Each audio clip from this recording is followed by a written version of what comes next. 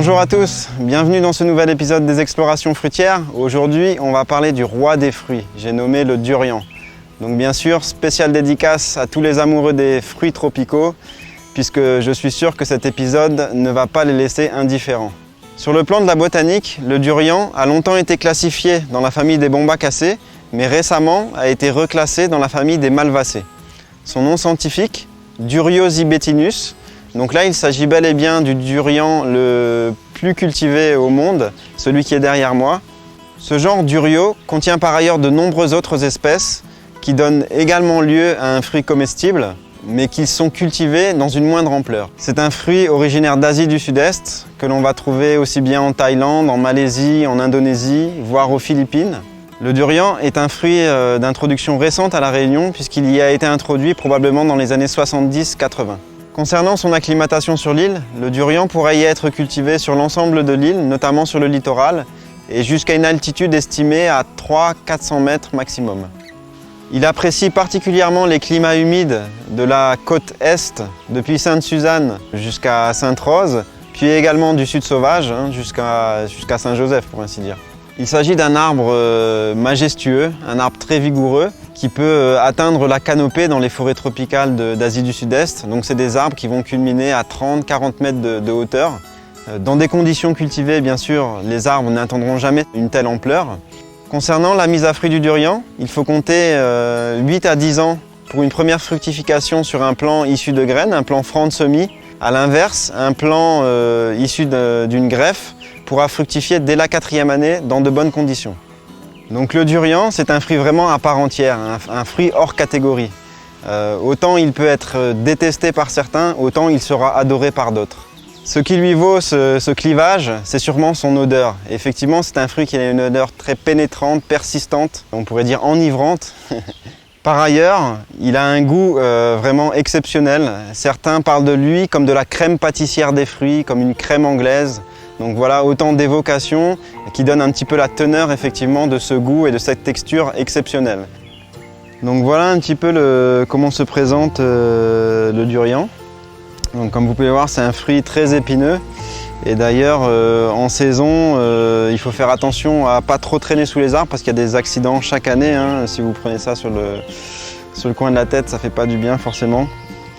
Une manière de reconnaître un joli fruit de durian, c'est de voir que les segments sont bien remplis, bien renflés. Ce qui veut dire qu'il y a une pollinisation efficace qui va donc donner naissance à une jolie gousse bien charnue.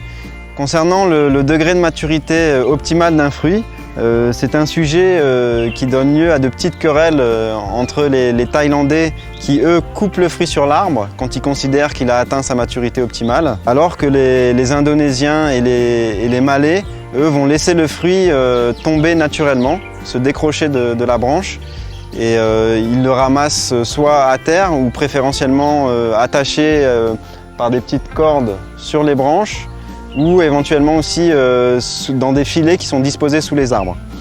Les fruits que j'ai ici sont tombés naturellement. Par contre, aussi bien on les laisse tomber naturellement, mais pour obtenir encore une fois cette saveur optimale, il faut pouvoir les consommer le plus rapidement possible après qu'ils soient tombés. D'ailleurs, ça va définir le prix de vente d'un durian, à savoir est-ce qu'il vient d'être tombé dans les heures qui précèdent, dans la journée ou les jours précédents, auquel cas ça déprécie grandement le prix de vente du fruit.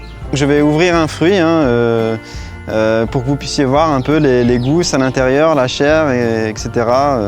C'est quelque chose de vraiment extraordinaire comme je le disais.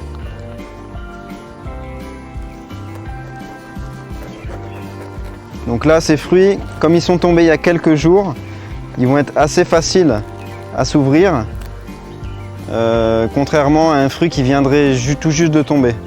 Donc voilà, on passe la lame au centre de la côte des segments.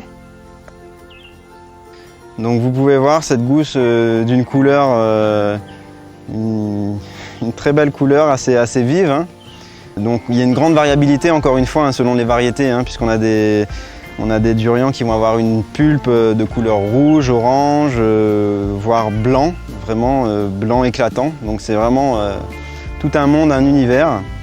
Donc là bien sûr l'arôme qui se dégage est très puissant. Du coup, je vais passer à la dégustation et puis vous donner un peu mes impressions de ce fruit là qui m'a l'air excellent, hein.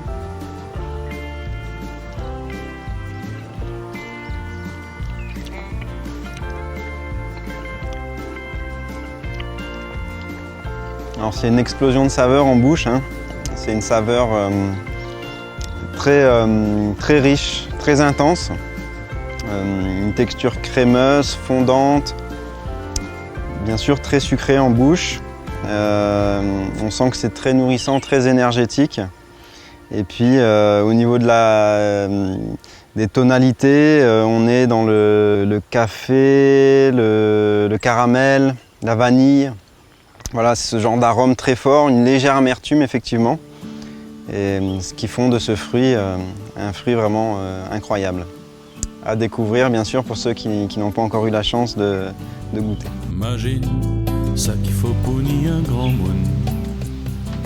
Chemin, Zéping, Roche, Piquet, Bayonne.